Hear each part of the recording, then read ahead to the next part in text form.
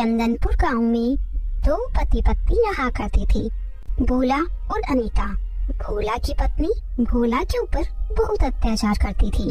वो सारा घर का काम बेचारी भोला से ही करवाया करती थी और वो खुद सारे दिन आराम किया करती थी। भोला बेचारा सुबह जल्दी खेत में जाता और खेती का काम करता। तो एक दिन, अरे जल्दी जल्दी हाथ चलाओ और जल्दी से मेरे लिए खाना बनाओ, मुझे बहुत भूख लग रही है। और जल्दी से खाना बना दूं, फिर आपको जंगल में लकड़ियाँ लेने भी जाना है। हाँ, कह देती हूँ, कोई बहाना नहीं चलेगा। नहीं नहीं भाग्यवान, बहाने मैं क्यों बनाऊंगा, तुम फिक्र मत करो, मैं सारा काम कर दूंगा। फिर बेचारा भोला अपनी पत्नी को खाना देकर लकड़ियाँ लेने के लिए जंगल में चला जाता है और सारी लकड़ियाँ जमा करके एक जगह बांध देता है। आज तो मैं सुबह से काम कर रहा हूँ।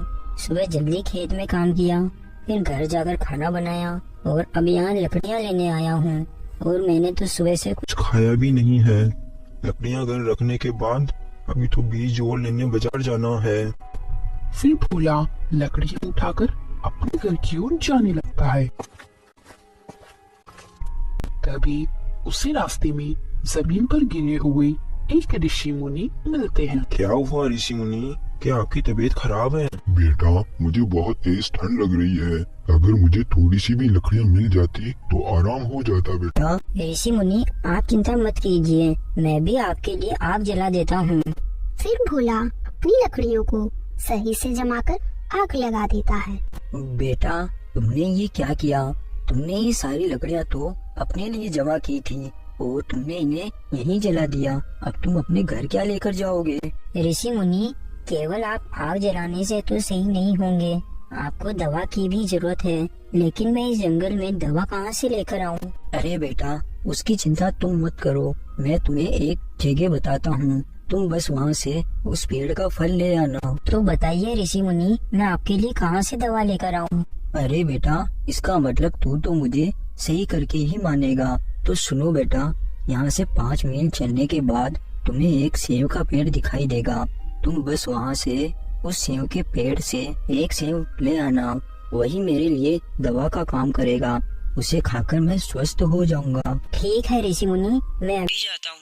लेकिन बेटा, तुम्हें वहाँ से आते आते शाम हो जाएगी। ऋषि मुनि, आप उसकी चिंता मत कीजिए, मैं भी जाता हूँ और आपके लिए वो सेव लेकर आता हूँ। इतना बोलकर भोला सेम के पेड़ की तलाश में निकल जाता है।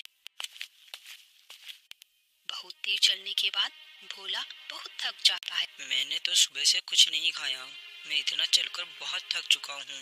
लेकिन कोई बात नहीं, ऋषि मुनि की जान बचाना बहुत जरूरी है। फिर थोड़ी ही देर में भोला उस सेव के पेड़ तक पहुँच जाता है। लगता है ऋषि मुनि ने जो सेव का पेड़ बोला था वो यही है। अब मैं इस पेड़ से जल्दी से सेव लेकर ऋषि मुनि के पास जाता हूँ। इतना बोलकर भोला वहाँ से सेव लेकर वापस ऋषि मुनि के पास लौट जाता है और उन्हें वो सेव दे देता है। तो ऋषि मुनि उस सेव को खा लेते हैं। अरे वाह, आप तो बिल्कुल ठीक हो गए। तो फिर आपकी आज्ञा हो तो मैं चलूं? रुको बेटा, मैं तुम्हें एक जादुई अंगूठी देता हूँ। तुम कोई भी अपनी एक इच्छा इस अंगूठी से बोलोगे तो वो पूरी होगी। लेकिन बेटा ध्यान रखना, केवल तुम्हारी एक इच्छा ही पूरी होगी। जाओ बेटा, ऊपर वाला तुम्हारा कल्याण करेगा। फिर भोला वो अंगूठी लेकर वहाँ से अपने घर आ जाता है।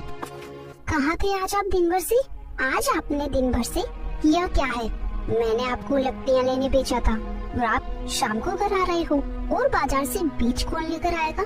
और ये क्या, आप तो अपने साथ लकड़ियाँ भी नहीं लेकर आए। भाग्यवान, तुम गुस्सा मत करो, मैं लकड़ियाँ काट कर ला ही रहा था। लेकिन फिर भोला अपनी पत्नी को कोई बात बता देता है। लेकिन भोला अंगूठी के बारे में अपनी पत्नी से कुछ नहीं कहता। मेरे तो भाग्य ही फूट गए थे जो मैंने आपसे शादी कर ली। खुद के तो सपने नहीं और दूसरों की बड़ी बड़ी है। आज तक मैंने कुछ अच्छा नहीं खाया और ना ही बाकी औरतों की जैसे मैंने कोई गहने पहने। 6 महीने की खेती से जो भी मिलता है वो आधा तो कर्ज में ही चला जाता है और लकड़ियाँ भी लेकर नहीं आए। अब शाम का खाना कैसे बनाओगे? भाग्यवान, उसकी चिंता तुम मत करो, मैं कुछ न कुछ इंतजाम कर ही दूंगा। फिर अगले दिन सुबह जब भोला जंगल में लकड़ियाँ लेने जाता है, लेकिन तभी उसकी नजर जंगल में बैठे एक बुजुर्ग आदमी पर पड़ती है। वो उसे बहुत परेशान नजर आ रहा था तो भोला उसके पास जाता है। क्या हुआ काका, कौन हो आप और इस जंगल में दुखी होकर ऐसे अकेले क्यों बैठे हो? आखिर क्या बात है, बताओ मुझे। क्या बताऊं बेटा मैं तुम्हें, मैं बहुत बड़ी मुसीबत में हूँ, मैं मरने वाला हूँ। मुझे नहीं लगता बेटा अब मैं जिंदा बच पाऊंगा। काका की ये बात सुनकर भोला हैरान हो जाता है। काका, आप ये क्या कह रहे हो?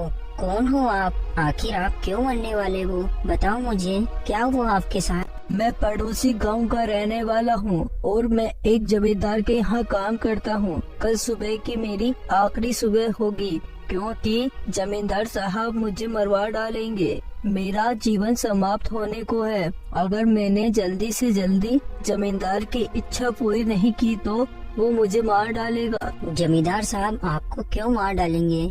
आखिर क्या इच्छा है जमींदार साहब की, बताओ मुझे। जमींदार साहब की बेटी को एक बीमारी हो गई है और जमींदार साहब अपनी